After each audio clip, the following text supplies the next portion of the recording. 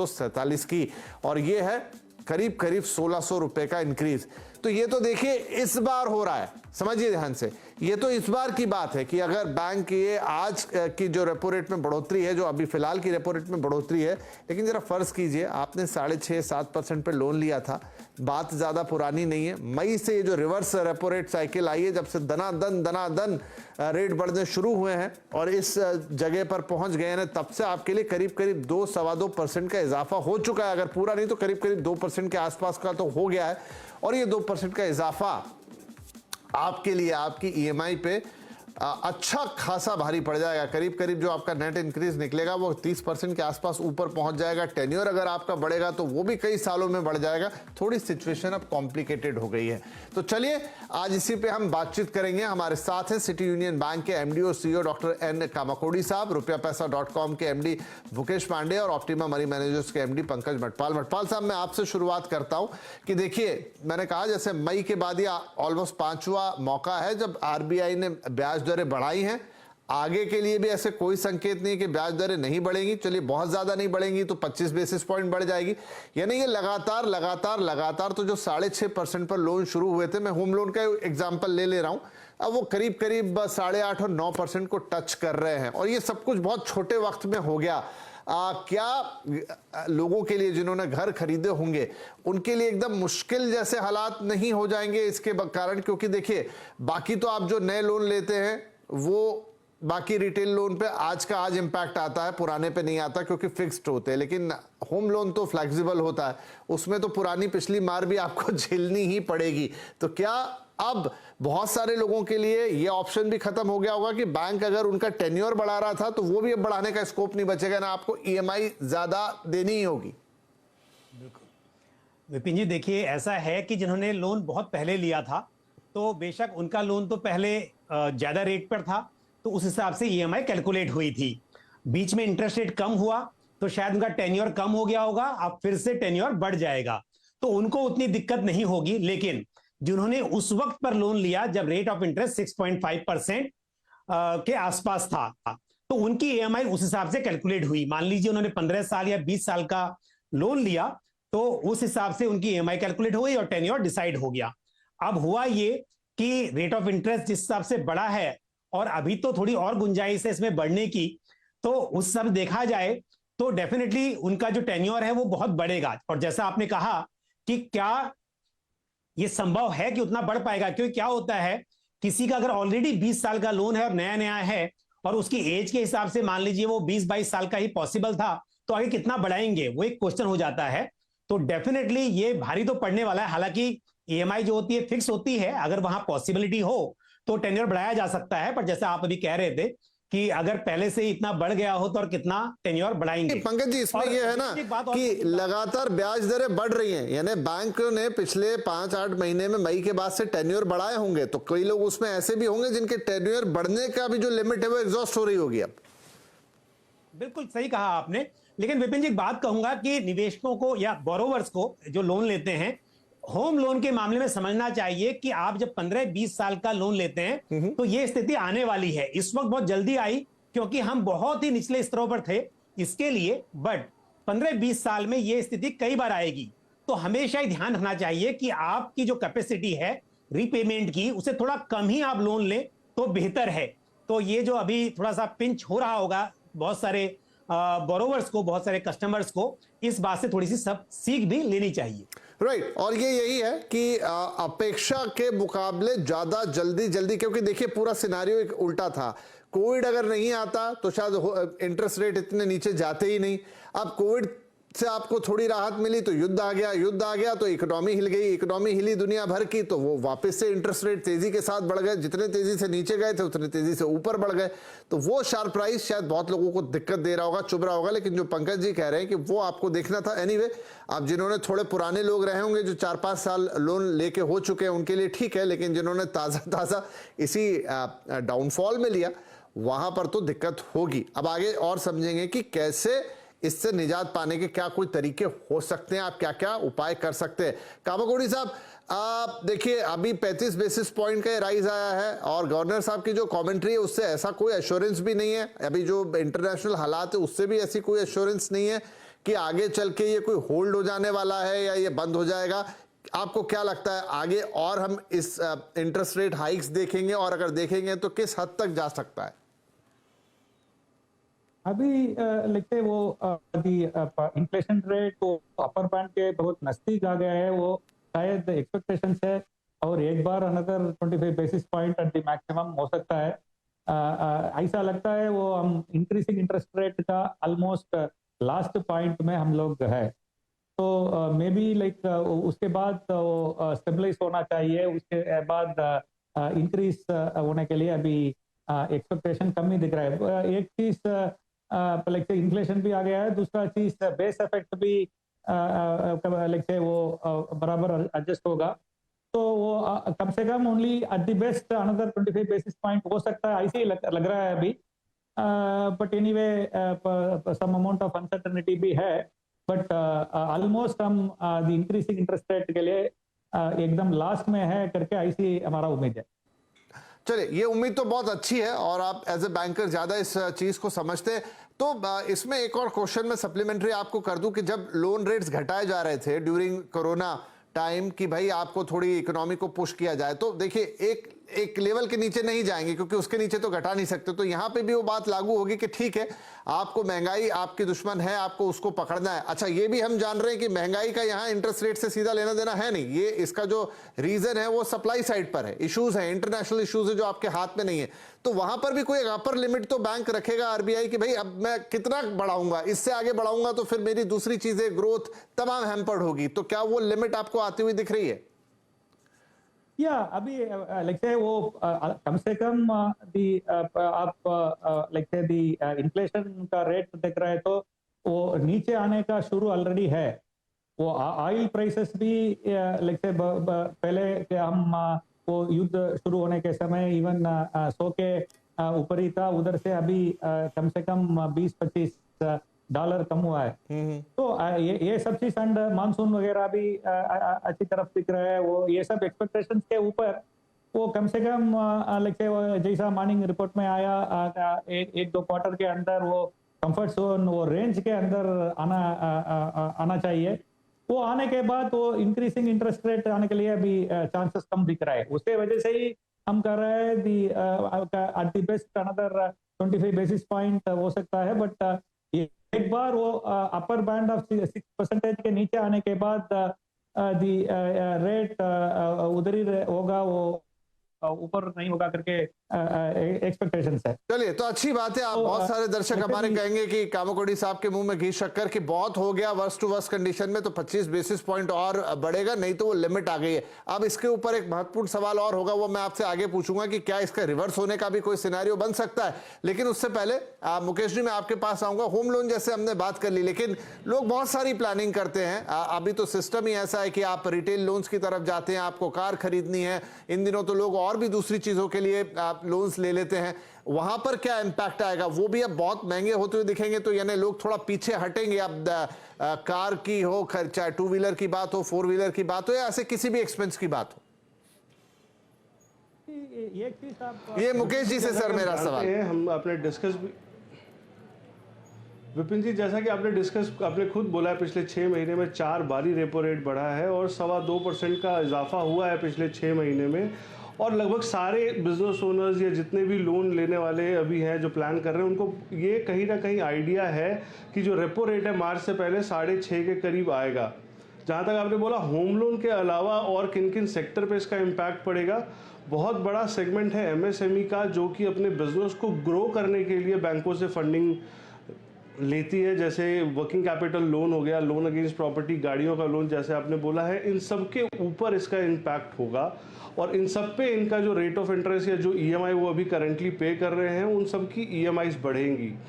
Positive ये है क्योंकि ग्लोबली अगर बहुत रिसेशन दिख रहा है, लेकिन इंडिया अगले 10 साल के लिए बहुत बड़ा अपॉर्चुनिटी मार्केट है, तो सब उसको इनकैश करना चाह रहे हैं, अपने बिजनेस को एक्सपैंड करना चाह रहे हैं। तो थोड़ा बहुत जो ये इतनी जल्दी रेट बढ़ा है तो ज़रूर एक स्पीड ब्रेकर का काम कर रहा है, बट आने वाला समय हिंदुस्तान के लिए, जैसा सब जानते हैं, बहुत अच्छा है और 25 पैसे का जो इंक्रीमेंट है वो तो 100% एक्सपेक्टेड है अब मार्च से पहले। चलिए, आप कह रहे हैं 25 पैसे यानी 25 बेसिस पॉइंट और बढ़ जाएगा, वो एक्सपेक्टेड है। तो मुकेश जी, क्या करना चाहिए लोगों को? क्या अभी उनको अपने बाइंग डिसीजन होल्ड पे डाल देना चाहिए? मैं रिटेल लोन्स की बात कर रहा हूं, उन्हें गाड़ी खरीदनी है, कुछ और कहीं से लोन से कुछ चीजें सोच रहे हैं। आजकल तो लोग लोन लेके घूमने भी चले जाते हैं। क्या ये सब चीजें फिलहाल होल्ड पे रखनी चाहिए? सर देखो, चीज़ें समझनी पड़ेंगी कि रिक्वायरमेंट क्या है। आप अगर लग्जरी के लिए, अपने घूमने फिरने के लिए फंड पैसा उठा रहे हो बैंक से, तो ज़रूर वो थोड़ा सा अपने आप को रिस्ट्रिक्ट करेंगे। लेकिन क्योंकि जो मैं एमएसएमई को मेजरली केटर करता हूं, तो एमएसएमई की जो प्लानिंग्स हैं अगले 1 साल, 2 साल, 5 साल की प्लानिंग जो कर रखी है, तो वो अपने प्लानिंग को थोड़ा कंट्रोल कर पाएंगे। लेकिन जो प्लानिंग है उसको एग्जीक्यूट करना बहुत इंपॉर्टेंट होगा, बिकॉज उन्होंने उस हिसाब से आगे की प्रोजेक्शंस तैयार करी हैं, बैंकों के साथ कोलैबोरेट किया है, उनसे फंडिंग उठाई है। तो मुझे नहीं लगता वो इतना इम्पैक्ट करेगा एमएसएमई के सेगमेंट को। ठीक है, वो एक बिजनेस वाला सेगमेंट है, लेकिन यार थोड़ा सा फोकस हमारा रिटेल कंज्यूमर पे।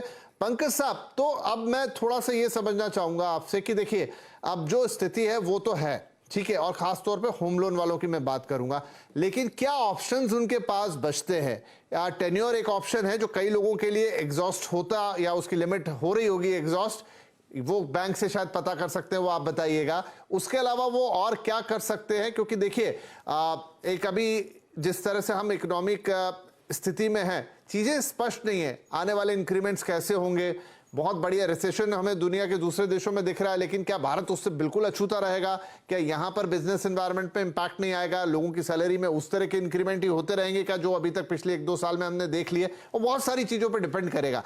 क्या प्लानिंग ऐसे में करनी चाहिए लोगों को? जी विपिन जी, पहली बात तो यह है कि ईएमआई आपकी चेंज नहीं होती है मोस्ट ऑफ द केसेस में, क्योंकि टेन्योर बढ़ता है और जब तक आप रिक्वेस्ट ना करें तब तक ईएमआई नहीं बढ़ती है। लेकिन दूसरी बात यह भी है कि क्या इसका फर्क आप पर इमीडिएट पड़ेगा? तो वो इमीडिएट नहीं पड़ता है, क्योंकि जो आपका रिसेट पीरियड होता है, क्योंकि 3 मंथ्स या 6 मंथ का रिसेट पीरियड होगा, डिपेंडिंग कि आपने किस तरह से लोन लिया है। अगर आपने किसी बैंक से लिया है तो वो एक्सटर्नल बेंचमार्क बेस्ड लैंडिंग होगी, यानी कि वहां पर जैसे ही आपका रेपो रेट चेंज होता है और उसके बाद जो रिसेट पीरियड होगा, तब आपका इंटरेस्ट रेट बढ़ जाएगा या घट जाएगा। इस केस में डेफिनेटली बढ़ेगा। दूसरा, अगर हम बात करें हाउसिंग फाइनेंस कंपनीज की, तो वो प्राइम लैंडिंग रेट उनका पीएलआर होता है, उस बेसिस पर आपको लोन ग्रांट करते हैं। और उसके अलावा एक होता है एमसीएलआर। तो बेसिकली देखना यह है कि एक बात तो यह कि इमीडिएट नहीं, जब भी रिसेट डेट आएगी तब आपको फर्क पड़ेगा। और दूसरी बात यह भी समझना जरूरी है कि ऐसा नहीं कि अगर 35 बेसिस पॉइंट बढ़ता है तो आपका रेट ऑफ इंटरेस्ट उतना ही बढ़ेगा। वो डिपेंड करेगा, जैसा अभी शुरुआत में आपने भी हाईलाइट किया कि अभी बैंक कह रहे हैं कि वो 25 बेसिस पॉइंट से बढ़ाएंगे। तो ये समझना बहुत जरूरी है कि इसका इंपैक्ट इमीडिएट नहीं आएगा और थोड़ा सा एग्जैक्टली उतना नहीं आएगा जितना कि रेपो रेट बढ़ा हुआ है। दूसरी बात, अगर पॉसिबल हो, पहली बात तो यह है कि टेन्योर क्या बढ़ सकता है, अगर वो बढ़ रहा है तो बैंक बढ़ा ही देगा ऑटोमेटिकली, लेकिन फिर भी कोशिश की जानी चाहिए कि अगर हो सके तो आप अपनी ईएमआई बढ़ा लें, ताकि आपका जो ओरिजिनल प्लान था कि जितने समय में आपका लोन रिपे होना चाहिए वो उसी समय पर पूरा हो सके। और यदि आप ईएमआई नहीं बढ़ाना चाहते हैं तो भी कोशिश कीजिए कि अगर आपके पास सरप्लस पैसा है तो आप लमसम में बैंक को पे कर दें, क्योंकि अभी आरबीआई की गाइडलाइन के हिसाब से प्री पेमेंट चार्जेस एप्लीकेबल नहीं है। जहां पर लोन पूरा डिसबर्स हो चुका है वहां पर प्रीपेमेंट चार्जेस नहीं होते हैं फ्लोटिंग रेट लोन पर। तो कोशिश कीजिए कि आप टाइम टाइम पर थोड़ा लमसम पेमेंट करते रहें, ताकि ये आपका लोन टाइम पर खत्म हो जाए। ठीक है जी, तो मुकेश जी कुछ कहना चाह रहे हैं मुकेश जी, लेकिन मुझे अभी एक ब्रेक लेना है, ब्रेक के बाद अपनी बात रख दीजिएगा। लेकिन जो पंकज जी कह रहे हो 2 इंपॉर्टेंट पॉइंट की भाई, अगर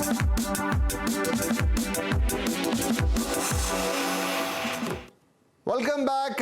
भारी है महंगाई और उस पर बढ़ गई है ईएमआई, ये क्योंकि रिजर्व बैंक ने बढ़ा दी है रेपो रेट की दरें और अब आपके लोन भी महंगे हो जाएंगे। बैंक लोन, होम लोन लेने वालों को सबसे ज्यादा इंपैक्ट, क्योंकि ये फ्लोटिंग रेट पे आते हैं। पुराने क्योंकि आपके लोन हैं वहां पे भी इंपैक्ट होगा, और जो रिटेल अन्य लोन है जो रेट तो फिक्स होता है, लेकिन अब अगर लेने जाएंगे तो चाहे वो गाड़ी घोड़ा कुछ भी लें उसके लिए महंगा पड़ेगा, आपको ज्यादा आपको रेट ऑफ इंटरेस्ट लगेंगे। तो चलिए बातचीत जारी थी। मुकेश साहब, आप कुछ ब्रेक से पहले ऐड करना चाह रहे थे, कर दे, फिर मैं एक अहम सवाल पूछूंगा कामाकोड़ी साहब से। बिल्कुल मैं विपिन जी, पंकज जी के बात को ही आगे बढ़ाते हुए मैं एक टिप देना चाह रहा था आपके शो के माध्यम से, तो कि जो दर्शक हैं वो समझ पाएं कि जो उनका रेट बढ़ना घटना तो हमारे हाथ में नहीं है, लेकिन अगर वो इस टिप को फॉलो कर ले तो जो उनका 20 साल का लोन है वो खुद उसको 12 से 13 साल में क्लोज कर पाएंगे। सिंपल सा टिप ये है कि अगर किसी की 12 किस्तें हैं, मान लो 50,000 रुपए की, 12 किस्त की जगह वो ये सोच के चले कि उनको 12 महीने में 13 महीने की किस्त भरनी है, और आफ्टर एवरी 12 महीने के बाद वो अपनी ईएमआई को सिर्फ 5 से 10% में बढ़वा सके बैंक को बोल करके। तो ये जो लोन है, जो रेट ऑफ इंटरेस्ट बढ़ रहा है, घट रहा है, जिस पे हमारा कोई कंट्रोल नहीं है, लेकिन वो अपने टेन्योर को जरूर अपने कंट्रोल में कर सकते हैं। वो 20 साल का लोन 15 साल 12 साल के बीच में कर सकते हैं अपना। ठीक है, ये भी एक अच्छी टिप है, आप उसे रिड्यूस करवा लेंगे तो आपका जो थोड़ा बहुत पैसा एक्स्ट्रा जरूर जाएगा, लेकिन वो वहीं पे रहेगा, मतलब छोटे टेन्योर में खत्म हो जाएगा और एंड ऑफ द डे शायद आप कम पैसा देके लोन कंप्लीट कर रहे होंगे, जितना मैं समझा। इम्पैक्ट नहीं पड़ेगा, क्योंकि जी बिल्कुल 5 से 10% अगर ईएमआई कोई बढ़ाता है तो उतना इम्पैक्ट नहीं पड़ेगा, वो इजीली कर पाएंगे कोई भी। ठीक है, काफी सारे लोग ये ऑप्शन भी रख सकते हैं। कामाकोड़ी साहब, लेकिन एक महत्वपूर्ण सवाल उसमें ये जो मैं पूछना चाह रहा था कि अब देखिए रिजर्व बैंक के सामने कई सारे लक्ष्य होते हैं, महंगाई एक उनके लिए बड़ी चिंता रहती है, लेकिन अगर जैसा हमने कहा ऑयल प्राइसेस थोड़े कंट्रोल में आ रहे हैं, दुनिया में ये समझ भी आ रही है कि भाई बहुत दिनों तक आप लड़ाई करेंगे तो सबके लिए बहुत दिक्कत हो जाने वाली है। होपफुली वो चीजें हों, ऑयल प्राइसेस पे भी वो इंपैक्ट करेंगी, चीजें थोड़ी सामान्य होती हुई नजर आए, तो क्या आगे अगर परिस्थितियां थोड़ा साथ देती हैं तो रिजर्व बैंक ने जो एकदम शार्प राइज कर दिया था ये उसको वहीं मैनेज रखेंगे, वहीं इंटैक्ट रखेंगे, या फिर ग्रोथ की तरफ देखते हुए वहां पर से फिर कुछ राहत देने का भी सिलसिला शुरू होगा? बिल्कुल, एक चीज मैं बार बार कह रहा हूं, ये आईसी नहीं रहेगा। लेकिन वो आप एवरेज रेट देखते हैं तो लेकिन आप जैसे बोल रहे हो, जब रिपो रेट बढ़ रहा है, इंटरेस्ट रेट बढ़ेगा, ड्यूरेशन ज्यादा होगा, वो नेक्स्ट साइकिल में इंटरेस्ट रेट कम होगा, वो आप टेन्योर कम कर सकते हैं। वो 15-20 इयर्स में 3-4 बार ऐसा होकर फाइनली एवरेज हो जाएगा। ये चीज आप ध्यान में रखना चाहिए।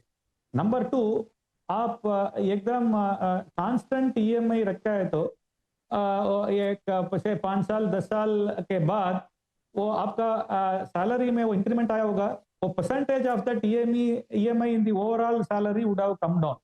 तो अभी मुकेश साहब जैसा बोल रहा था, वो थोड़े बहुत वो इंक्रीमेंटल ईएमआई थोड़ा एवरी ईयर वो आपका इंक्रीमेंट के नजर में रखकर आप ईएमआई को ऊपर नीचे करता है तो ऑटोमेटिकली ये पिंच नहीं होगा, थोड़ा एक्टिव मैनेजमेंट करना पड़ेगा। बट आप इतना प्रॉब्लम बोल रहे हैं, उतना प्रॉब्लम इसमें नहीं होगा वो 15-20 साल में। बट 2-3 साल आप देख रहे हैं तो ओके, वो बिफोर वो इंटरेस्ट रेट साइकिल कम होने के पहले है, वो खत्म हो जाएगा, थोड़ा एवरेज दी रेट सही है कामाकोड़ी साहब, क्योंकि आई थिंक होम लोन की खासियत ही यही है, इतना लंबा टेन्योर होता है कि आप 2-3 बार साइकिल्स देख लेते हैं अप डाउन की, और एवरेज आपका 7-8% के आसपास ही निकलता है। वही 2-3 साल ही मुश्किल होती है, और परिस्थितियां भी ऐसी हैं कि थोड़ा रिसेशन जैसी भी स्थिति, थोड़े जॉब्स को लेके इनसिक्योरिटी, थोड़ा लेआउट्स का खतरा, और ये सब मिला लीजिए और ऊपर से ईएमआई बढ़ जाए तो यही 2-3 साल टफ लगते हैं। उस लिहाज से मेरा सवाल था। तो चलिए टू कंक्लूड, पंकज जी, एक ऑप्शन और लोग पूछ रहे हैं अभी कि क्या ऐसा स्विच करने वाला ऑप्शन भी अच्छा होता है कि कहीं आपको 20-30 बेसिस पॉइंट सस्ता कोई बैंक दे रहा है, एक में रेट ज्यादा है तो स्विच कर ले, या ये कोई बहुत अच्छा ऑप्शन नहीं, क्योंकि उसमें और बहुत सारी चीजें इन्वॉल्व होती हैं और पता चला कि आपने कर तो लिया लेकिन नेट नेट आपको कुछ खास फायदा नहीं हुआ? बिल्कुल, आपको देखना होगा कि आप जो चार्जेस पे कर रहे हैं, क्योंकि प्रोसेसिंग फीस आपकी होती है, भले ही आपका जो लोन फोरक्लोज कर रहे हैं या जो बैलेंस ट्रांसफर कर रहे हैं उस पर चार्ज ना देना पड़े, लेकिन नया बैंक जो है जहां से अब आप लोन ले रहे हैं वो आपसे प्रोसेसिंग फीस चार्ज करता है, और दूसरे एक्सपेंसेस जैसे कि टेक्निकल चार्जेस वगैरह होते हैं वो भी एप्लीकेबल हो सकते हैं। उनको देखते हुए देखना होगा कि डिफरेंस कितना आ रहा है। दूसरी बात ये भी समझना जरूरी है, कई बार बैंक शुरुआत में तो रेट कम कर देते हैं कस्टमर को लाने के लिए, लेकिन फ्लोटिंग रेट है, बाद में वो बढ़ता रहेगा और एक टाइम पर शायद जिस बैंक में आपका पहले लोन था उससे भी ज्यादा हो जाए इंटरेस्ट रेट। तो मेरे हिसाब से जब तक डिफरेंस बहुत ज्यादा ना हो और जहां पर आप ट्रांसफर कर रहे हो वो सच में ऐसा हो कि आपके पास पहले एनबीएफसी से था, यानी किसी हाउसिंग फाइनेंस कंपनी से था, अब आप किसी पब्लिक सेक्टर बैंक में स्विच कर रहे हैं जहां पर उम्मीद है कि रेट ऑफ इंटरेस्ट कम ही रहेंगे, तब तो ठीक है। अदरवाइज कई बार ये एक जाल में फंसाने वाली बात भी हो जाता है। राइट, तो जरा ध्यान रखिए कि आपका नेट कितना आ रहा है। वैसे थंब रूल जो पंकज जी बताते हैं कि 50 बेसिस पॉइंट से ऊपर हो, वो डिफरेंस तभी आप करें, और सारे जोड़ घटाव भी कर ले, कितनी प्रोसेसिंग फीस, क्या अदर दूसरे चार्जेस वगैरह, नहीं तो पता चला कि कुछ खास मेहनत का फायदा निकला नहीं और फिर बाद में फिर बढ़ने लग गया। तो चलिए, आई होप कि ये इंटरेस्ट रेट की कहानी बड़ी इंटरेस्टिंग है। लॉन्ग टर्म में तो देखिए बात बिल्कुल सही है कि कई साइकिल्स आएंगे और एवरेजिंग जब आप करेंगे तो आपको कोई उतना भारी नहीं लगेगा। दिक्कत तभी होती है जब वो शुरुआत का वक्त होता है, जिसमें क्योंकि इतना कम इंटरेस्ट रेट था, बहुत सारे लोगों ने घर ले लिया, उनको शायद ये पिंच करेगा थोड़ा, लेकिन 2-3 उपाय हैं जो हमारे एक्सपर्ट्स ने आपको बताए, वो आप जरूर अपनाएं, आपके लिए उसमें से जो भी ठीक बैठता है। और लॉन्ग टर्म में जैसे कामाकोड़ी साहब कह रहे हैं कि जब सिचुएशन ईज आउट होगी तो आप इन्हीं इंटरेस्ट रेट को नीचे जाते हुए भी देखेंगे। जहां डायरेक्टली लिंक है वहां आपके EMI कम भी होते हुए नजर आएंगे। लेकिन आपको समय, सर मेरा समय समाप्त हो गया, 10 सेकंड में अगर आप बोल पाए। आने के समय आप फिक्स्ड रेट में जाइए, ओनली वो उस समय जाता है तो आपको कुछ प्रॉब्लम नहीं है। वो लोअर लेवल में वो may be 50 basis point 75 basis point ज्यादा होगा, बट फिक्स्ड इंटरेस्ट रेट में आप ले रहे हैं तो ये प्रॉब्लम नहीं होगा। चलिए, ये भी एक ऑप्शन है। तो आई होप कि जो आज का क्रक्स था वो दर्शक समझ गए होंगे। आगे भी हो सकता है 20-25 बेसिस पॉइंट की बढ़ोतरी में होते हुए दिख जाए, लेकिन वो अभी से आप अपने जहन में रखिए, उस हिसाब से अपने खर्चों को अभी से संभाल के रखिए, कहां रखना है, प्रायोरिटी किसको देनी है, और आप ये थोड़ी सी फॉरवर्ड प्लानिंग करके रखेंगे। आई होप कि ऐसी कोई दिक्कत नहीं आएगी। सिचुएशन कभी कृपा रही तो ईज आउट होती हुई नजर आई, आपको वापस से शायद एक हल्के इंटरेस्ट रेट वाली रिजिम भी देखने को मिले, वो आगे की बात होगी। लेकिन आज के लिए क्या करेंगे, आई होप कि हमने आपको समझा दिया। बहुत शुक्रिया आप तीनों ही महानुभावों का इस कार्यक्रम में भाग लेने के लिए और अपनी राय रखने के लिए। नमस्कार।